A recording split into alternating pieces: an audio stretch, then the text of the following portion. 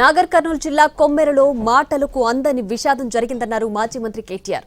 మల్లన్న జాతరలో దర్శనం అడిగిన పాపానికి పసిగుడ్డు చనిపోయిందన్నారు. కులాలు మతాల పేరుతో ఇలా చేయడం సిగ్గుచేటన్నారు. మనం ఏ శతాబ్దంలో ఉన్నామో ఆలోచించాలన్నారు. రాజకీయాలు మాట్లాడడం ఎంతమాత్రం కాదు, కుటుంబానికి న్యాయం జరగాలి, మానవ మృగాలను శిక్షించాలని డిమాండ్ చేశారు కేటీఆర్.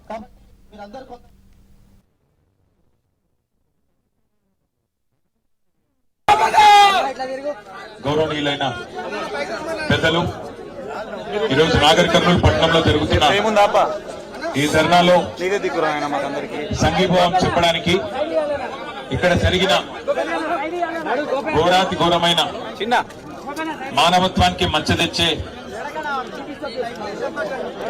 ఈ కార్యక్రమం, ముఖ్యంగా ఈ హత్య ఏదైతే జరిగిందో మా సోదరుడు గణేష్, అట్లాగే మౌనిక, చంద్రకళ గారి కుటుంబానికి అండగా నిలబడడానికి విచ్చేసిన గౌరవ పెద్దలందరికీ, రాజకీయాలకు అతీతంగా పేరు పేరున విచ్చేసిన ప్రతి ఒక్కరికి నమస్కారం.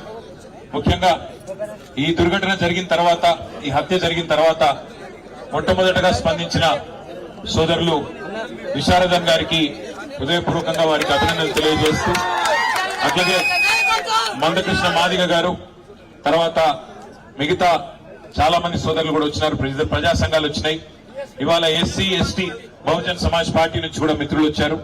అట్లాగే ఎస్సీ ఎస్టీ బీసీ జేఏసీగా ఏర్పడి రాష్ట్ర రజక సంఘం కూడా ఈ ప్రాంతంలో మరి ఈ కుటుంబానికి అండగా నిలబడ్డందుకు వారికి కూడా అభినందనలు చెప్తూ, మా పార్టీ నాయకుడు, మాజీ శాసనసభ్యుడు, నాగర్ కర్నూలు నియోజకవర్గం సోదరుడు మరి జనార్దన్ రెడ్డి గారు కూడా క్షేత్రస్థాయిలో మరి రోడ్డెక్కి ధర్నా చేసి ఈ కుటుంబానికి అండగా నిలబడ్డందుకు వారితో పాటు మరి ఈరోజు మీకు ధైర్యం చెప్పడానికి ఇక్కడికి విచ్చేసిన గౌరవనీయులు ఎమ్మెల్సీ గోరెడ్డి వెంకన్న గారు, మాజీ మంత్రివర్యులు శ్రీనివాస్ గౌడ్ గారు, మాజీ మంత్రివర్యులు డాక్టర్ లక్ష్మారెడ్డి గారు, గౌరవనీయులు మాజీ శాసనసభ్యులు అంజయ్య యాదవ్ గారు, మాజీ శాసనసభ్యులు శ్రీ జైపాల్ యాదవ్ గారు, మాజీ ఎమ్మెల్యేలు సోదరులు ఆలా వెంకటేశ్వర రెడ్డి గారు, హర్షవర్ధన్ రెడ్డి గారు, ఇంకా మాతో పాటు విచ్చేసిన సోదరుడు రాజారాం యాదవ్ గారు, అదేవిధంగా మా